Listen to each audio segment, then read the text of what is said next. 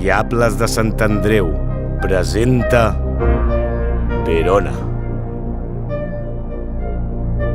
Dues famílies, de semblant nivell social, a la vella Verona on es desenvolupa l'acció.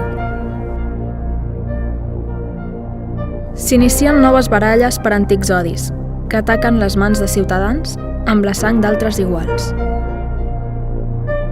De les mortals discòrdies d'aquests dos rivals, Montesco i Capuleto, emergeix una parella d'amants amb un tràgic i desgraciat destí, que tan sols amb la seva mort podrà ser enterrada la discòrdia i violenta revenja paternal.